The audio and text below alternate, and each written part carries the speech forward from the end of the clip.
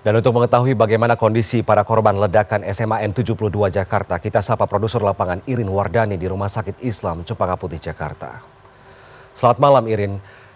Irin, bagaimana dengan kondisi para korban yang terluka dan menjalani perawatan di sana? Irin.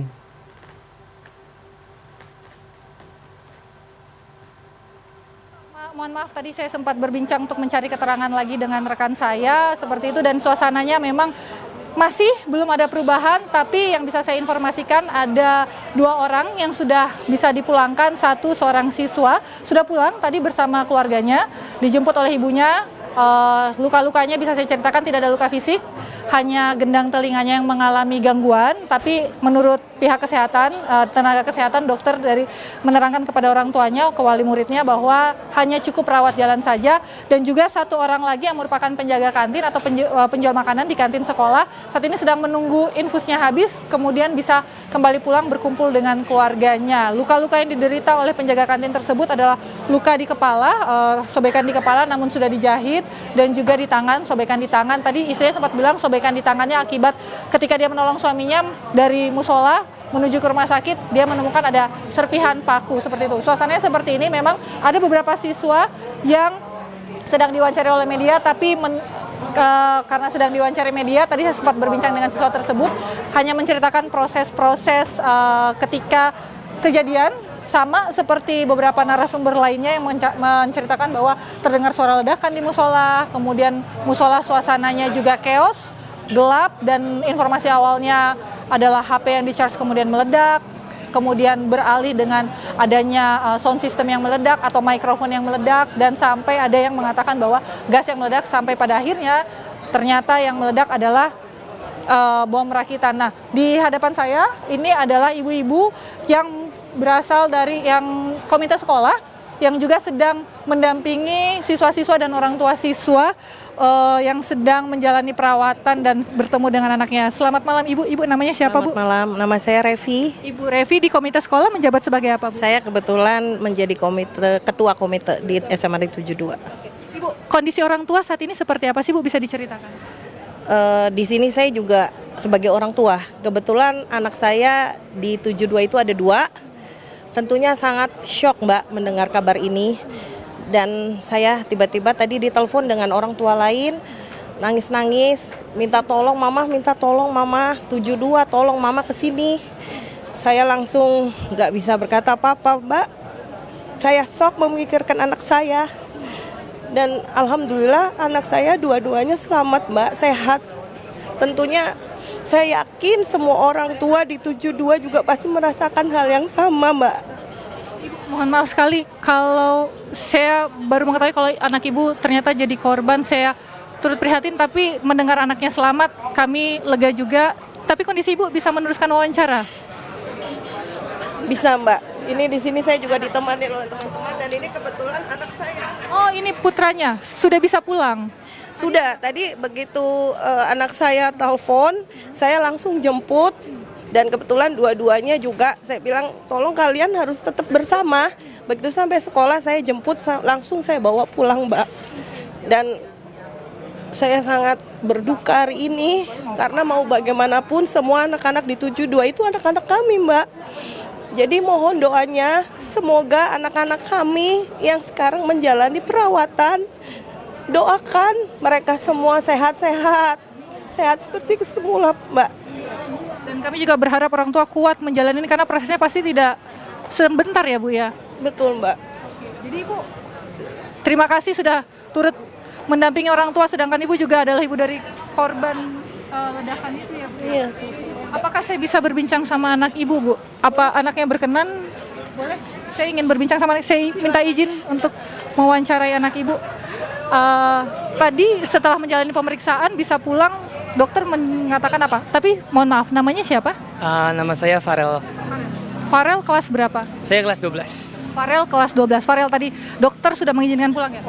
Kebetulan alhamdulillah saya tidak ke dokter tadi. Namun saya mendampingi ibu saya untuk menjenguk teman-teman yang dirawat di sini. Tadi saudaranya juga dirawat ya? Oh tidak, alhamdulillah juga adik saya sehat. Berarti ini Farel mendampingi ibu untuk menemani teman-teman? Iya betul. Farel, ada cerita nggak dari teman-teman kondisi mereka di dalam seperti apa saat ini? Untuk cerita saya hanya dengar kebetulan dari ibu-ibu komite tadi juga cerita, ada beberapa yang harus dirawat, ada beberapa yang harus dioperasi, namun semoga mereka semua bisa pulih, bisa kembali sehat dan bisa kembali menjalani aktivitasnya. Tadi Valer berkenan bercerita mengenai kondisi saat kejadian. Ya boleh. Bisa diceritakan, kalau tidak nyaman bisa kita berhenti. Apa? Yang saya ingat tadi, saya ingat betul selesai khutbah kami semua berdoa, tiba-tiba pas ingin bangun untuk sholat, saya mendengar ada ledakan dari belakang, diikuti dengan asap dan api.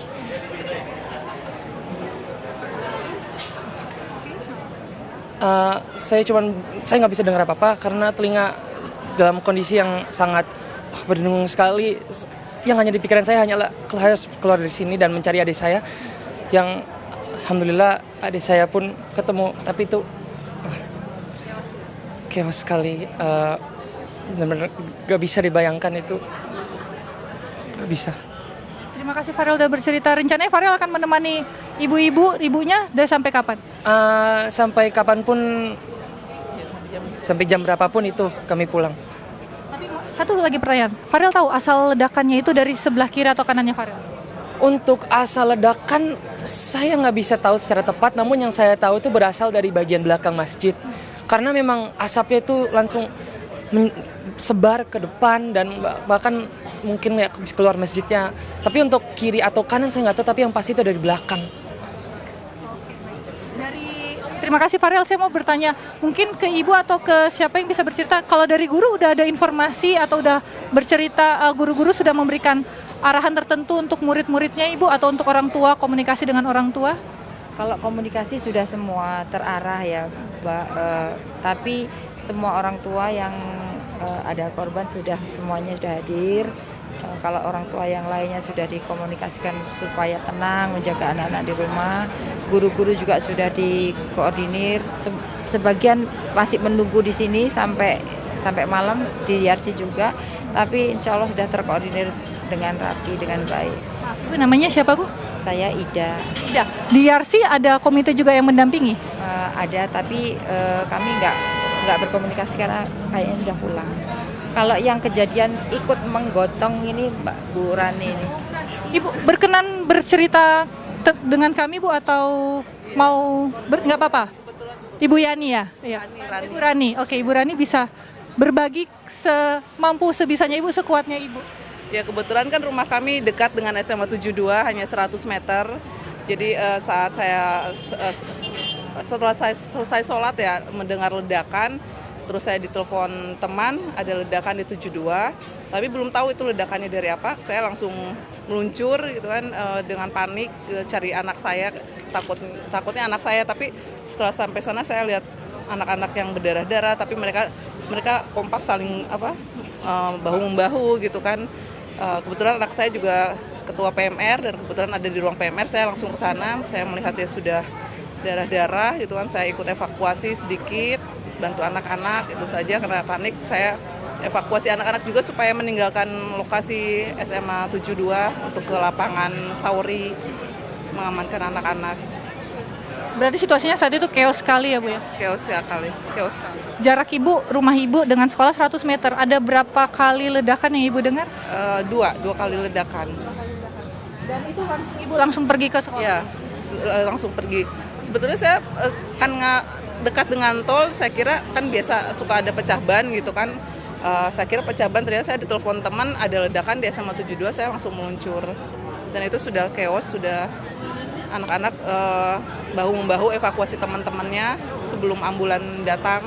Ada pakai mobil pribadi juga, tadi ada beberapa guru pakai mobil pribadi beliau langsung evakuasi anak-anak yang terluka. Berarti ini saling support sistemnya ya Bu ya? Iya betul. Oke.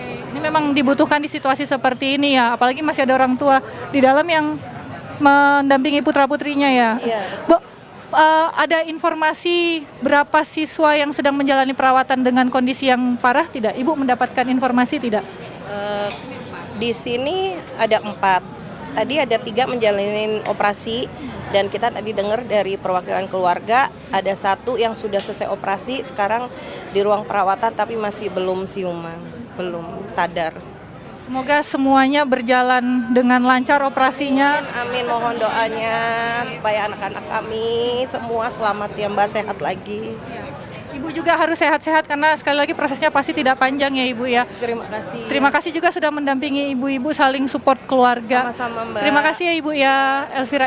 Ya, Elvira tadi itu perbincangan saya dengan ketua komite yang ternyata adalah ibu dari korban yang bersyukurnya tidak ada luka yang menimpa anaknya, namun tetap mendampingi dengan rasa ya tentu saja tadi sempat menangis, pasti ada rasa trauma mengingat anaknya juga dua anaknya sekolah di sekolah tersebut yang mengalami ledakan dan situasinya Elvira masih seperti ini. Masih ramai, semakin malam memang semakin ramai. Sekali lagi untuk terakhir sebelum live ini kita akhiri, saya akan menunjukkan kepada Anda Elvira perawatan apa yang sedang dijalani oleh para siswa di ruang unit gawat darurat dan masih ada orang tua yang menunggu.